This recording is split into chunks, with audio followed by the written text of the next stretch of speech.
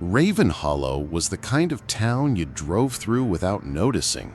A single gas station, a diner with chipped coffee mugs, and streets where streetlights flickered like they were tired of trying. At night, the silence was heavy. No traffic, no nightlife, just the hum of crickets and the occasional creak of an old porch swing. It was precisely that silence that made the sound so unnatural. It began one Tuesday night at exactly 3:14 a.m. Alice Morton, a young reporter for the Raven Hollow Gazette, was sitting at her desk, nursing cold coffee and trying to force words onto a blank page. Then, a faint hum brushed the edge of her hearing. At first, she thought it was the refrigerator downstairs, but it grew sharper, vibrating in her skull rather than in her ears. She got up and looked out her window. There it was, slicing through the black sky, a narrow beam of green light, moving with the slow, deliberate grace of something alive. It didn't blink or waver like a plane. It simply glided. And as it passed overhead, the hum deepened, resonating in her bones. For a second, Alice swore she felt something looking back at her. She grabbed her phone and started filming, but the screen showed only darkness. No beam, no stars, just black. The next day, the town was murmuring. People claimed they'd seen the light too, though most dismissed it as some government test or a glitch in the atmosphere. But Alice noticed something odd. The ones who admitted seeing it looked tired, drained, like they hadn't slept in days. That night, she stayed up again, waiting. 3:14 a.m. The light returned.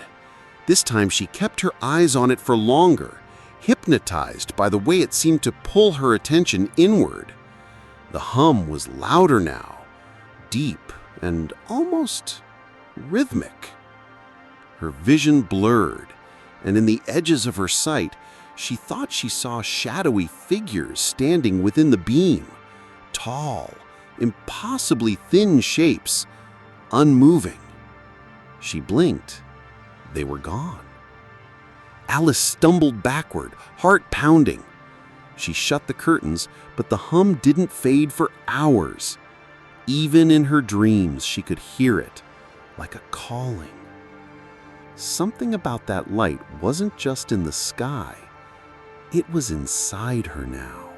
Alice woke with sunlight spilling into her room and a dull ache crawling up her neck. She felt groggy, as if she hadn't truly slept at all. When she pulled back the covers, her breath caught.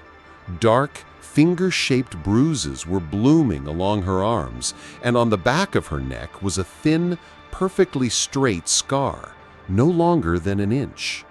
Her first thought was surgery, but she hadn't been to a hospital. She touched it. The skin was warm, tender, and then, like a whisper carried on the wind, she heard her name, Alice. She spun around, heart racing. The room was empty.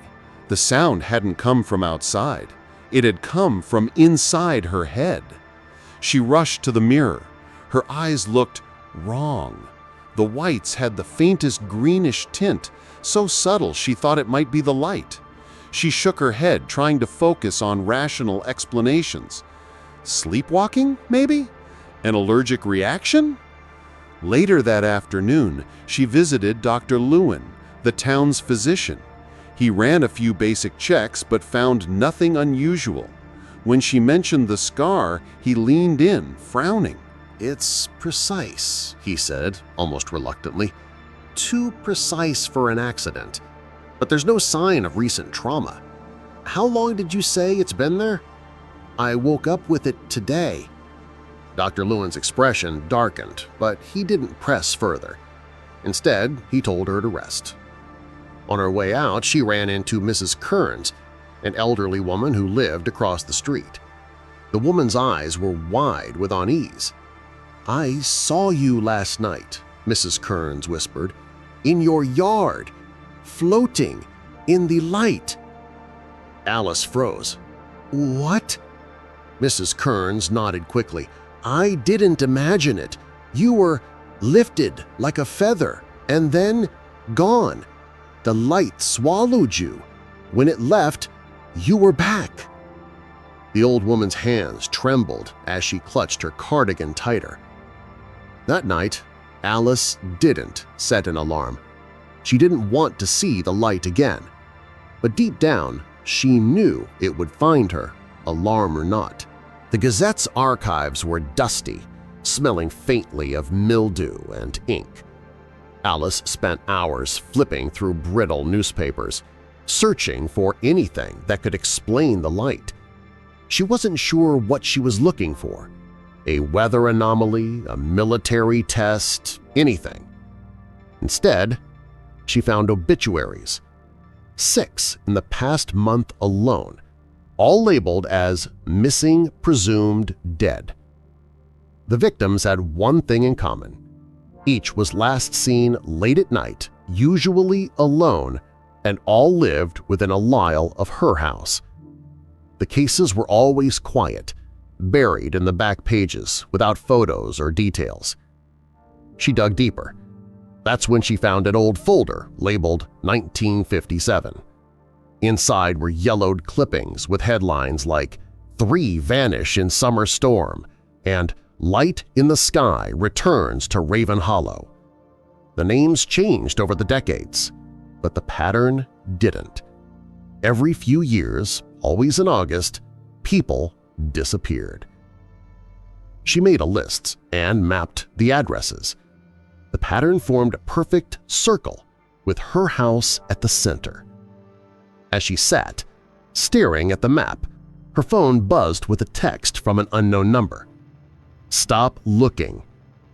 No name, no number to call back.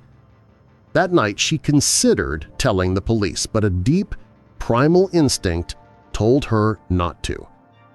She had the sickening feeling that some of them might already know. When the clock struck 3:14, she pulled the curtains tight and sat in the dark. But curiosity won over fear. She peeked. The beam was there, and this time she saw movement inside it.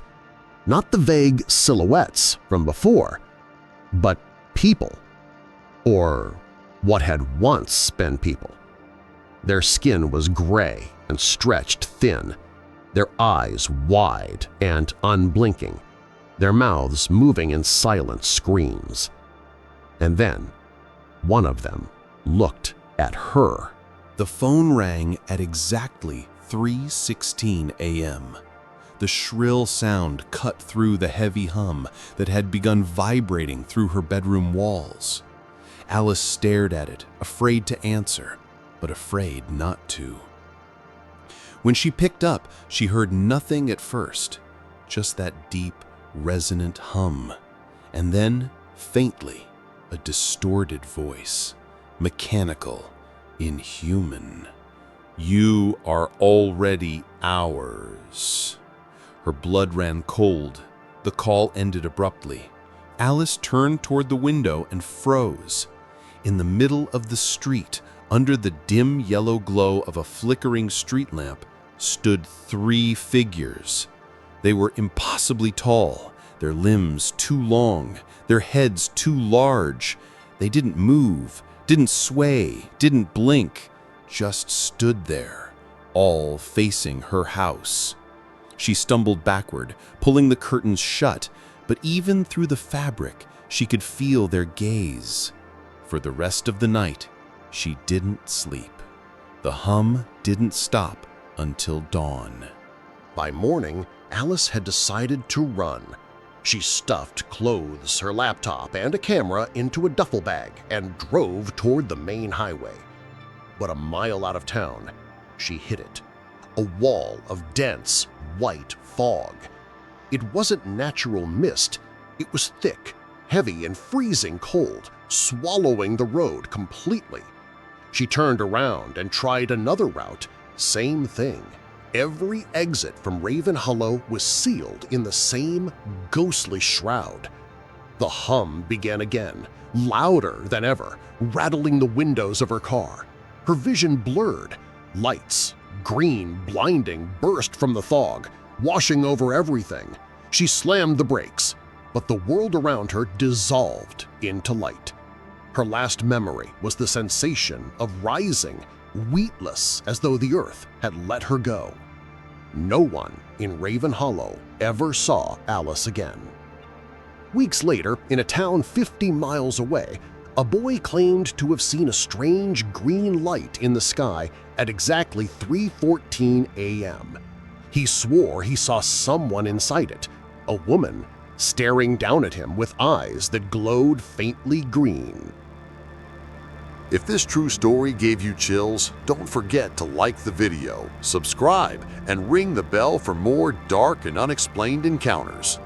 And remember, sometimes when you stare into the stars, something stares back.